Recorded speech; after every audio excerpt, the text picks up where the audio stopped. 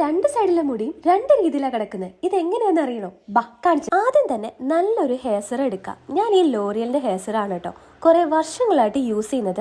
അത് നല്ലതുപോലെ നമ്മുടെ ഹെയറിലേക്ക് അപ്ലൈ ചെയ്തു. ഇനിയിപ്പം ഇതിനെ നമ്മൾ പാർട്ടീഷൻ ചെയ്യണം, സെഷൻ ആയിട്ട്. ഈ സെഷൻ ചെയ്തതിനെ നമുക്ക് ക്ലിപ്പ് ഇട്ട് വെക്കാം. ക്ലിപ്പ് ഇടാത്ത പോർഷൻ വേണം നമുക്കെടുത്ത് ചെയ്യാം. ഇനി നമുക്ക് വേണ്ടത് ബ്ലോ ഡ്രയർ ആണ് കേട്ടോ. നിങ്ങൾ അഫോർഡബിൾ റേറ്റിലുള്ള ഒരു ബ്ലോ ഡ്രയർ നോക്കുന്നെങ്കിൽ ഇത് ഞാൻ റെക്കമെൻഡ് ചെയ്യും. വേണ്ടവർ കമന്റ് ഇട്ടാൽ മതി. ഇതിന് രണ്ട് മോഡ് ഉണ്ട് കേട്ടോ, ഹീറ്റ് കുറഞ്ഞതും ഹീറ്റ് കൂടുതലും. ഞാൻ എപ്പോഴും ഹീറ്റ് കൂടുതൽ ഇട്ടിട്ടാണ് ചെയ്യുന്നത്, കാരണം അതാകുമ്പോൾ പെട്ടെന്ന് ചെയ്യാം.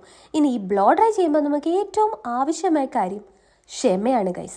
ക്ഷമയും സമയം ഉണ്ടെങ്കിൽ അടിപൊളിയായിട്ട് ഇത് ചെയ്തു വരാം കേട്ടോ. ഇങ്ങനെയാണ് ഞാൻ ചെയ്യുന്നത്.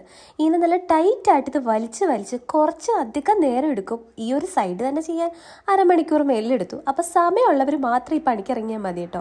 പക്ഷെ ചെയ്ത് കഴിഞ്ഞിട്ടുള്ള ഔട്ട് കാണുമ്പം നമുക്ക് തന്നെ നമ്മുടെ മുടിയോട് പ്രണയം തോന്നും ഗൈസ്. അടിപൊളിയായിട്ട് കിട്ടും. കണ്ടില്ലേ ഇതുപോലെ? എങ്ങനെയുണ്ട്? ഇഷ്ടപ്പെട്ടോ? ആ കാപ്പിന് മുടിയിൽ നിന്ന് ഇപ്പം എൻ്റെ മുടി നല്ല ലുക്കായിട്ടില്ലേ?